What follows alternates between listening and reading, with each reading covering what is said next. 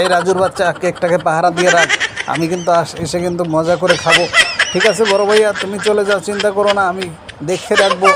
দেখি তো একটু কেমন কেক, একটু খেয়ে দেখি তো। সেই মজা তো, আরে আমি তো সব কেক খেয়ে ফেললাম। এই শামসু, ওকে আটকাও, আমি এদিকে কেকটা বানিয়ে ফেলি, চকোলেট দিয়ে দিলাম, দুধ দিয়ে দিলাম, এবার মেখে শিগগিরি করে কেকটা বানিয়ে ফেলি। এই ভাই কে আছো, এদিকে আসো।